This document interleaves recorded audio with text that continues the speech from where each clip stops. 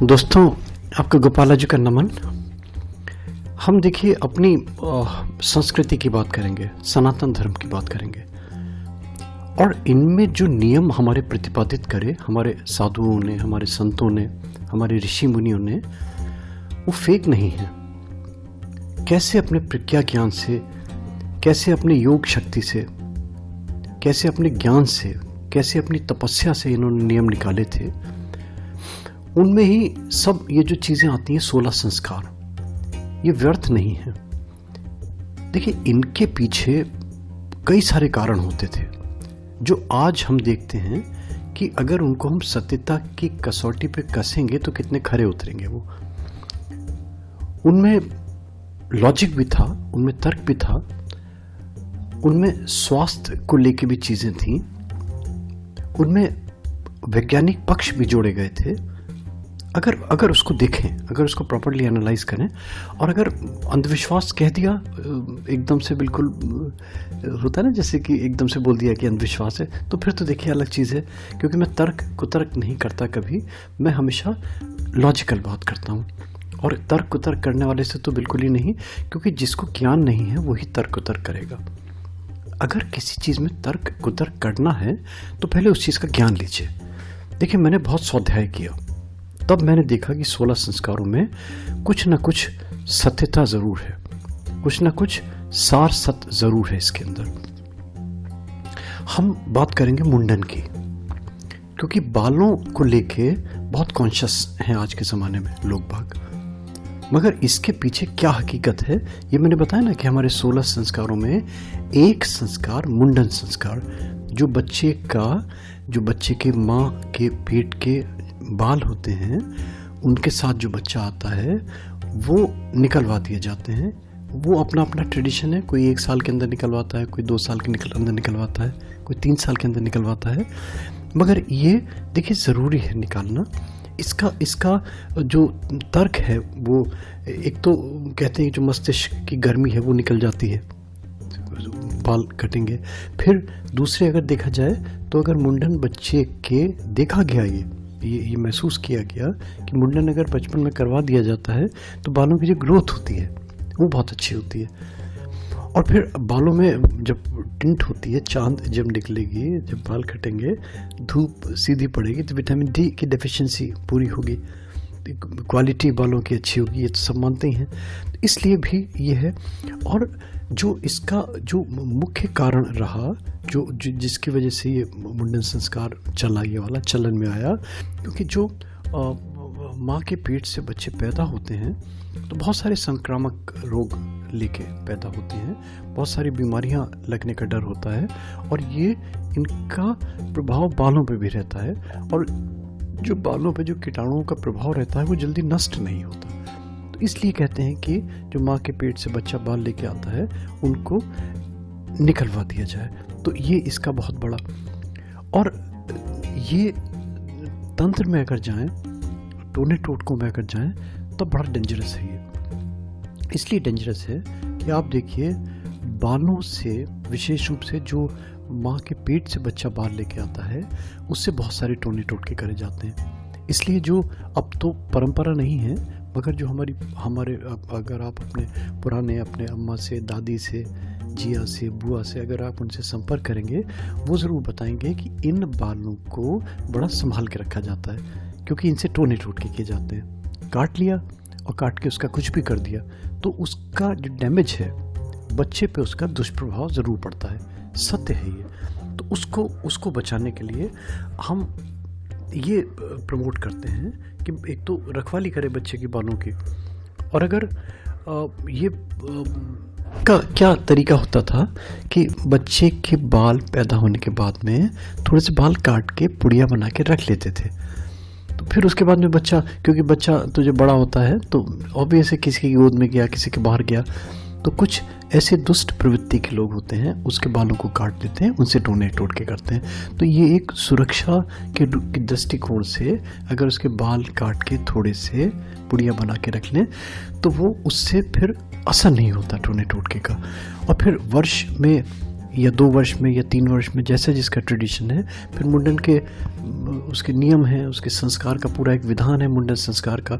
मगर सामान्यतः जब सूर्य की राशि से देखा जाता है, जब गोचर में सूर्य मकर राशि में आता है, सूर्य कुंभ राशि में आता है, सूर्य मेष राशि में आता है, सूर्य वृष राशि में आता है, सूर्य मिथुन राशि में आता है, तब इन मुहूर्तों में मुंडन संस्कार किए जाते हैं और फिर उन बालों को लेके प्रवाह कर दिया जाता है किसी पवित्र नदी में। ये जनरली तो वो बहुत से लोग तो बाल, सर के बाल निकालते हैं, उनको आटे में बनाया और पानी में छोड़ दिया, नदी में डाल दिया मछलियों के निमित्त। मैं इसको डिस्करेज करता हूँ। अगर बाल डालने तो ऐसे ही डालिए, आटा अलग से खिला दीजिए, नहीं तो क्या होगा कि आटा में बाल सने होंगे तो मछली बेचारी खाएंगी, उनके पेट में बाल जाएंगे, तो वो भी एक अच्छा काम नहीं है। तो उसको अवॉइड करें, डालें, बाल डालें और बाल के साथ में आटा मछलियों को वैसे ही खिला दें। आप देखिए कि लेडीज़ विशेष रूप से कंघी करती हैं, कंघियों में बाल निकलते हैं, फिर वो बाल सड़कों पे, बाहर आंगन में, चौबारों पे घूमते फिरते हैं, बाल उनके उड़ते रहते हैं। शुभ नहीं है ये। अगर कोई दुष्प्रवृत्ति व्यक्ति है तो उससे बहुत सारे टोने टोटके कर सकता है। तो बालों को अगर फेंकना है बाहर तो किस चीज़ में लपेट के फेंकिए ताकि उड़े नहीं। अगर उड़ते हैं बाल तो ऐसी लेडीज़ के स्वास्थ्य पे बड़ा इफेक्ट होता है। सर में दर्द रहेगा, उसके बॉडी एक होगा, और जो लोअर लिम्ब के पोर्शन है, वेस्ट लाइन से नीचे का पोर्शन है, वो इफेक्टेड होगा, पेन स्टार्ट हो जाएंगे। ये सब चीज़ें बालों के बहने से, बालों के उड़ने से अक्सर देखा गया है। तो बालों को उड़ने नहीं दें जो बड़े लोग हैं। जो मैं बताता हूँ, जो मैं उपाय करता हूँ, विशेष रूप से ध्यान रखता हूँ कि कहीं किसी का बुरा नहीं हो, कहीं किसी का अनर्थ नहीं हो। क्योंकि देखिए, इन बालों से, चाहे वो लेडीज़ के बाल हो, चाहे वो छोटे बच्चे के बाल हो, छोटे बच्चे के बाल जो हैं वो ज़्यादा इफ़ेक्टिव होते हैं, जल्दी प्रभावशाली होते हैं, बड़ों की थोड़ा सा देर लगती है। तो इससे मारण के, मोहन के, उच्चाटन के, उद्देशन के, विद्वेषण के बहुत सारे प्रयोग करे जाते हैं, बहुत सारे टोने टोटके किए जाते हैं। मैं वो नहीं दूंगा, डैमेज करने के लिए तो कभी दूंगा ही नहीं। मगर अच्छाई के लिए मैं बताता हूँ आपको। बच्चे बहुत से शैतान होते हैं, 2-3 टोटके बताता हूँ, इनको आप अमल कीजिए।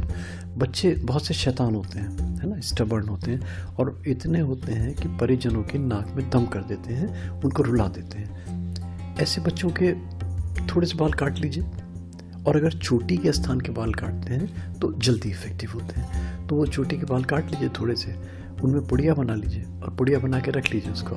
आप देखिए बच्चा शांत होने लगेगा।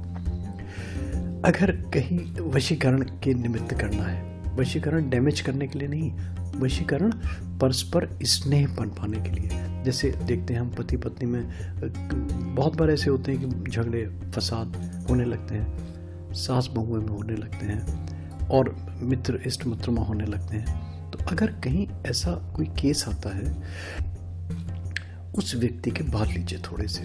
अब ये कैसे मैनेज करते हैं वो आप देखिए, क्योंकि वो तो लेने पड़ेंगे।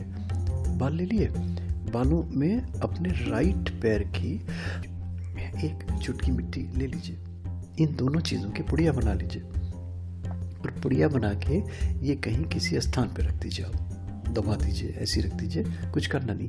आप देखिए कि विलक्षण रूप से, चमत्कारिक रूप से उसमें चेंजेस आने लगेंगे, उसके मन में स्नेह की भावना जगने लगेगी।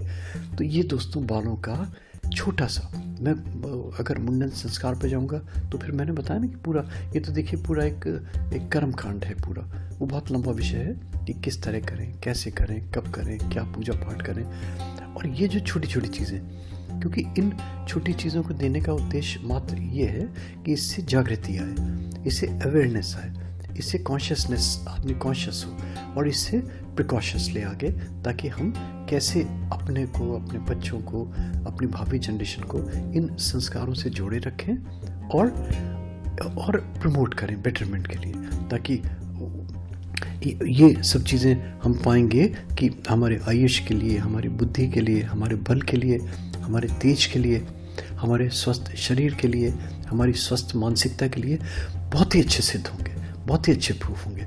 आप देखिए, पहले मुंडन के लिए स्थान निमित्त होते थे परिवार के, जहाँ पे किसी के देवी के मंदिर, किसी के नहर के किनारे, किसी के कोई पवित्र नदी के किनारे, वो फॉलो कीजिए दोस्तों, जैसा आपके नियम हो, मगर करें, सोचें, इस पर मनन करें और एकदम से आंखें बंद करके कम से कम अंधविश्वास की श्रेणी में इसको ना रख दें। थैंक यू दोस्तों, thank you, thanks for sharing Gopala ji. और दोस्तों अच्छा लगता है गोपाला जी का